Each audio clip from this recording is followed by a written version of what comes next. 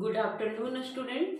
Last video में मैंने class 11th के क्वेश्चन नंबर 1 और 2 किया था स्ट्रेट लाइंस का। ओके, आज हम क्वेश्चन नंबर 3 करेंगे। तो क्वेश्चन नंबर 3 में आपसे सिंपली पूछा जा रहा है, find the distance between P and Q. और पी एंड क्यू का जो कोऑर्डिनेट है वो दिया हुआ हमें x1 y1 and x2 y2। और इसमें एक कंडीशन दिया हुआ है। कंडीशन ये है कि P Q is parallel to the Y axis, और दूसरे में कंडीशन दिया हुआ है कि P Q is parallel to X axis. तो सबसे पहले हम इस क्वेश्चन को करने से पहले हम एक फिगर ड्रॉ करते हैं। ओके,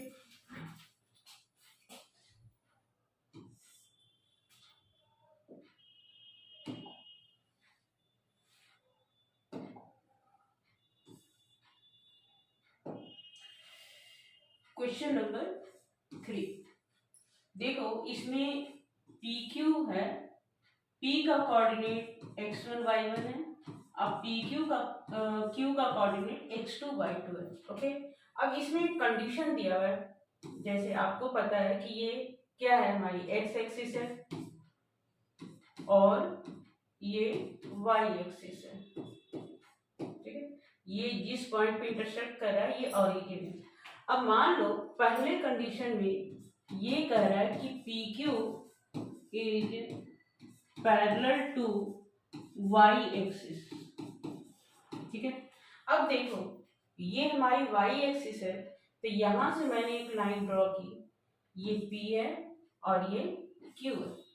ओके, अब इसमें कोई हमें इंडिकेशन नहीं दे रहा है कि ये एक्स एक्सिस पे है, सॉरी पॉजिटिव में है या निगेटिव में है, बिलो है या अबव है। तो हमने एक लाइन ड्रॉ कर दी। ओके, ये x1 y1 है और x2 y2 है। अब देखो इसमें जो समझने वाली बात है कि अगर ये लाइन y एक्सिस के पैरेलल है तो इसकी x की वैल्यू जो है वो क्या है, कांस्टेंट है। ये देखो, अगर मान लो एक सेकंड के लिए कि ये हमारी वैल्यू जो है वो क्या है, 4 है, तो यहाँ पर Q पॉइंट में x2 की वैल्यू भी 4 ही होगी ना, और P पॉइंट पे भी Q की वैल्यू क्या होगी, 4 ही होगी। ओके, यानी कि इस केस में जब y एक्सिस के पैरेलल होती है कोई लाइन, तो x1 इक्वल क्या होना चाहिए, x2 होना चाहिए। ओके, तो इसे हम करते हैं। आप यहाँ पे कंडीशन में लिख दो कि अगर P Q parallel to Y axis है, इसका मतलब x1 इक्वल क्या है, x2 है। ओके, अब डिस्टेंस निकालने के लिए, पी क्यू का डिस्टेंस निकालने के लिए फार्मूला जो होता है वो क्या होता है, x2 माइनस x1 का होल स्क्वायर अब प्लस y2 माइनस y1 का होल स्क्वायर। ये आपने क्लास 10th में भी पढ़ा हुआ डिस्टेंस फार्मूला। और जब मैंने स्ट्रेट लाइन का आपको बताया था तो स्टार्टिंग में ही मैंने आपको इसके बारे में बता दिया था। ओके, तो अब ये निकालते हैं। अब देखो x2 और x1 क्या है, इक्वल है ना,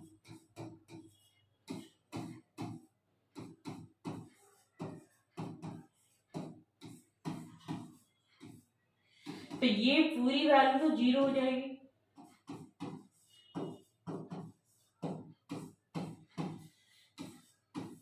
तो इसे सिंप्लीफाई करोगे तो ये क्या आ जाएगा, y2 माइनस y1 आ जाएगा। ओके, यानी PQ की डिस्टेंस क्या है, y2 माइनस y1। ओके, अब दूसरी कंडीशन से लेते हैं।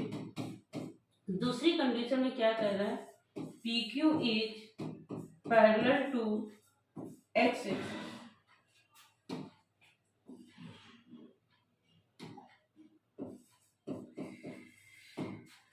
यहां पर भी मैं एक छोटा सा फार्मूला बना देती हूँ, ये सॉरी फिगर ड्रॉ कर देता हूँ।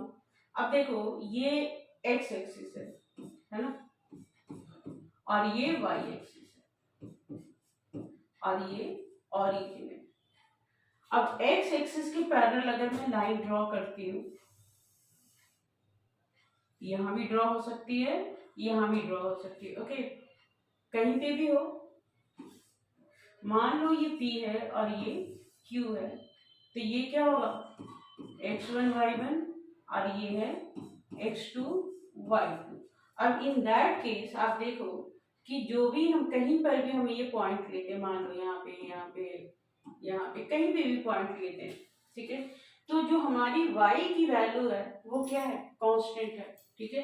यानी कि यहाँ पे मैं क्या लिखूंगी, y1 इक्वल y, ओके। अब यहाँ पर भी डिस्टेंस अगर हमें निकालना है pq इक्वल, तो मैं क्या लिखूंगी, x2 माइनस x1 का होल स्क्वायर अब प्लस y2 माइनस y1 का होल स्क्वायर। अब ये केस तो हमें दिया है कि y1 इक्वल y2, यानी कि यहाँ पे हम वैल्यू डालेंगे कि ये पूरी वैल्यू क्या हो जाएगी, 0 हो जाएगी।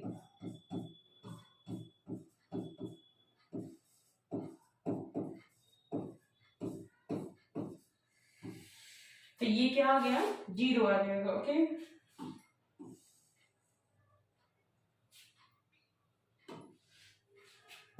ये आ गया x2 माइनस x1 का होल स्क्वायर अब प्लस ये 0 का स्क्वायर, ये हो गया x2 minus x1।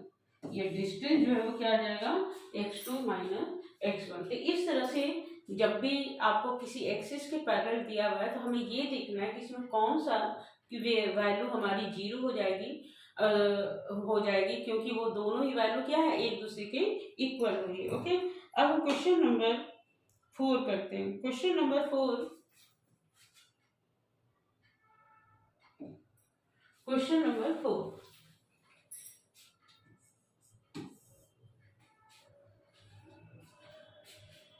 Question number 4 में कह रहा है find a point on the x axis which is equi distant from the point 7, 6 and 3, 4। सबसे पहले आप देखो कि अगर कोई भी पॉइंट एक्स एक्सिस पे है, ये देखो ये एक्स एक्सिस है और ये वाई एक्सिस है और ये ऑरिजिन है, ओके। अब एक्स एक्सिस पे कहीं पे भी आपने एक पॉइंट लिया, ओके, मान लो ये पॉइंट पी है और इस पॉइंट का कोऑर्डिनेट क्या होगा, x, 0, क्योंकि y की वैल्यू तो 0 हो रही है ना। अब ये कह रहा है कि ये दो अलग अलग पॉइंट्स हैं, कुछ भी आप नाम ले लो, a और b, और ये दोनों ही पॉइंट्स है, ये p पॉइंट क्या है, इक्वी डिस्टेंट है, ओके। और इसका कोऑर्डिनेट हमें दिया हुआ है, a का कोऑर्डिनेट 7, 6 है और b का कोऑर्डिनेट 3, 4 है।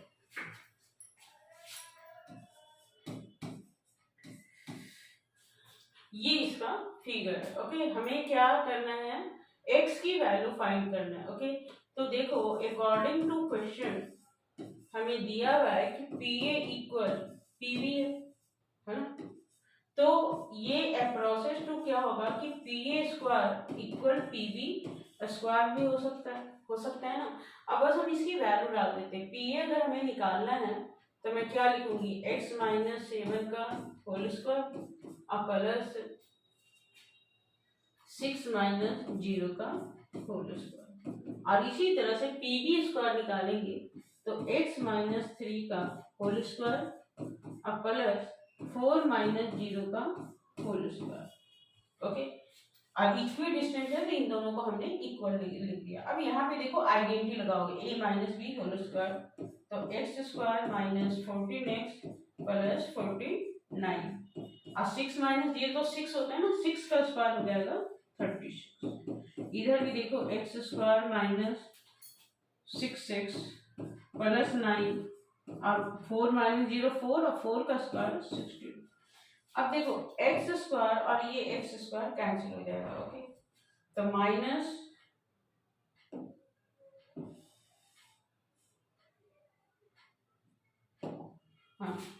माइनस 14x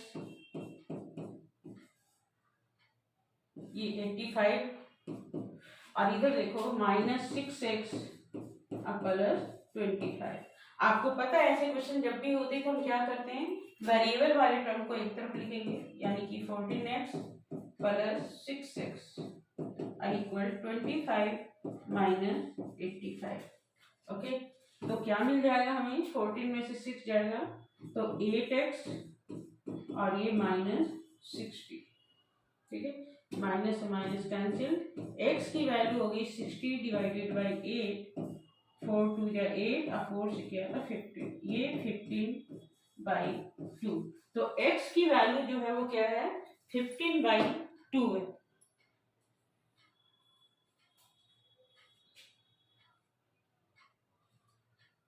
यानी कि वह पॉइंट जो है वो क्या हो गया, रिक्वायर्ड पॉइंट P जो है वो क्या है 15/2, 0 या इसे 7.5, 0 भी लिख सकते हैं। ओके, तो ये इसका आंसर है।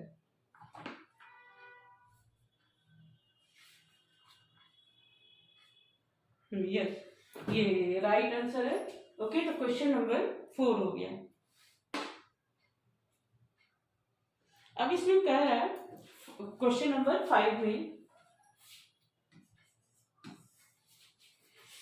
हमें स्लोप फाइंड करना है। Find the slope of a line, find slope of a line, और वो लाइन का जो पॉइंट है वो क्या है, which passes through the origin and the mid point of the line segment joining the point P and B। Okay, चलो इसमें फिगर बनाते हैं हम। अभी ऑरिजिन से है तो इस तरह से हम लाइन ड्रॉ कर देते हैं, ठीक है। और जो लाइन सेगमेंट है वो क्या कर रहा है कि ये P है और ये B है।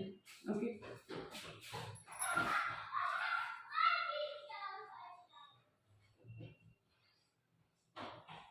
अब मीड पॉइंट हो रहा है, find the through the origin and the mid point of the line segment joining the point. अब देखो 0 - 4, 0, अब देखो फिगर के हिसाब से तो ये हमारा आ रहा है 0 - 4, है ना। अब दूसरा जो पॉइंट है वो क्या है 8 0, 8,0, यानी कि ये है 8,0।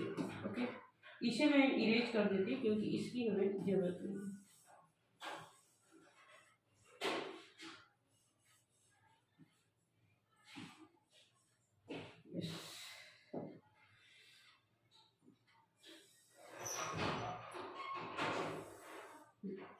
अब देखो ये पॉइंट हमारा P है और ये क्या है B है,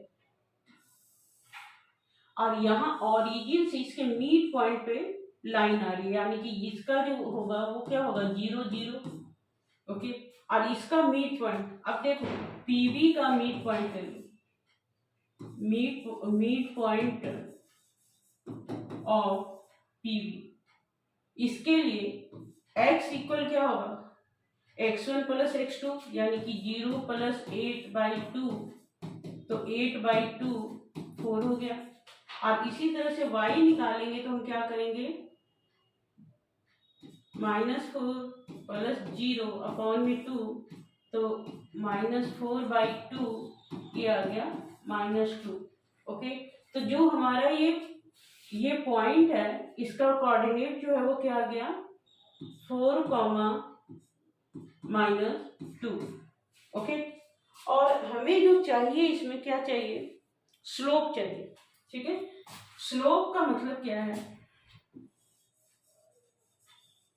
स्लोप निकालने के लिए हम क्या करते हैं y2 - y1 अपॉन में x2 - x1 करते हैं।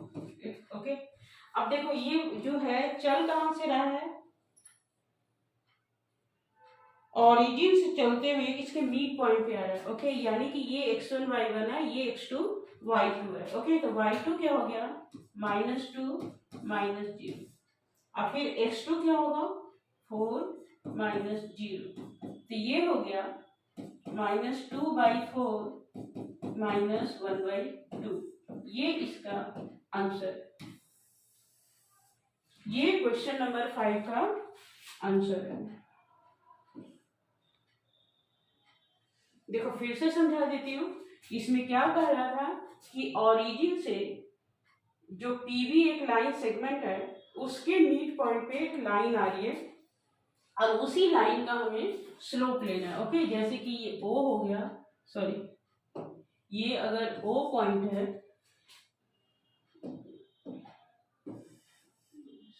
हाँ ये ओ पॉइंट है और इसका मिड पॉइंट हम मान लेते हैं कि ये ए पॉइंट है। ठीक है, तो ओ ए लाइन सेगमेंट का हमें स्लोप चाहिए, स्लोप ऑफ ओ ए। ठीक है, y2 माइनस y1 अपॉन में x2 माइनस x1, तो -2 -0 4 -0, तो -2/4 ये कट के -1/2 आ जाएगा। तो ये इसका स्लोप है। तो आज की वीडियो में इतना ही बच्चों, थैंक यू। अगले वीडियो में हम कुछ और भी क्वेश्चन करेंगे। Thank you.